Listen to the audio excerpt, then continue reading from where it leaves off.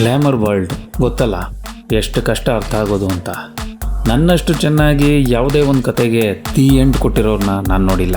ಲೈಫಲ್ಲಿ ಯಾರಿಗೂ ಏನೂ ಫ್ರೀಯಾಗಿ ಸಿಗೋದಿಲ್ಲ. ಅದಕ್ಕೆ ಇವತ್ತು ರೆಡಿ ಇದ್ದರೆ ನಾಳೆನ ಕೂಡ ಗೆಲ್ಬೋದು.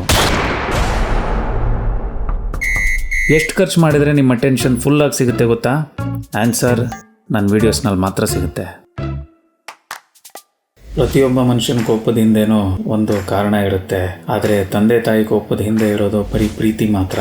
ಈ ಒಂದು ಡೈಲಾಗ್ಗೆ ಸಂಪೂರ್ಣವಾಗಿ ಅರ್ಥ ಕೊಡೋ ರೀತಿಯಲ್ಲೇ ಇರೋ ಸಿನಿಮಾ ಜೂನಿಯರ್.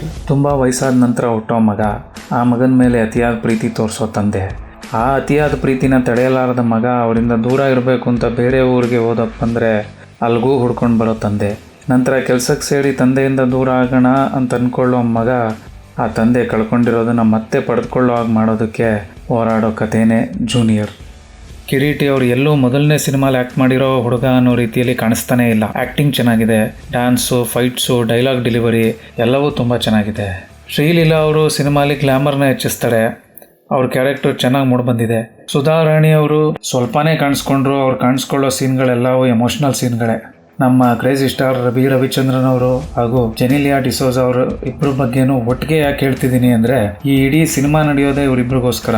ಅವರಿಬ್ಬರು ಎಮೋಷನ್ಸ್ ಮಧ್ಯೆನೇ ಇನ್ನುಳಿದ ಕ್ಯಾರೆಕ್ಟರ್ಗಳು ಕೆಲಸ ಮಾಡೋದು. ರವಿ ಅವ್ರ ಕ್ಯಾರೆಕ್ಟ್ರು ಹಾಗೂ ಅವ್ರ ಪರ್ಫಾರ್ಮೆನ್ಸು ಕಣ್ಣಲ್ಲಿ ನೀರು ಬರ್ಸುತ್ತೆ. ಇನ್ನು ಜೆನಿಲಿಯಾ ಅವರು ತುಂಬ ವರ್ಷದ ನಂತರ ಕನ್ನಡ ಸಿನಿಮಾಲಿ ಆ್ಯಕ್ಟ್ ಮಾಡಿದ್ದಾರೆ.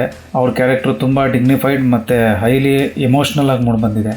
ವಿಜುವಲ್ಸ್ ತುಂಬ ಚೆನ್ನಾಗಿ ಬಂದಿದೆ. ಇನ್ನು ಪ್ರೊಡಕ್ಷನ್ ಬಂದು ವಾರಾಹಿ ಚಲನಚಿತ್ರಂ ಅವ್ರದ್ದು. ಅವ್ರು ಖರ್ಚು ಮಾಡಿರೋ ದುಡ್ಡು, ಆ ರಿಚ್ನೆಸ್ಸು ಸಿನಿಮಾದಲ್ಲಿ ಎದ್ದು ಕಾಣುತ್ತೆ.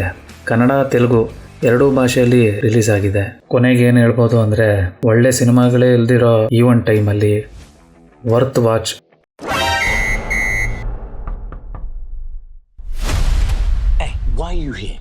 ಅಷ್ಟೇ, ಹೇಳೋಕ್ಕೆ ಇನ್ನೇನೂ ಇಲ್ಲ.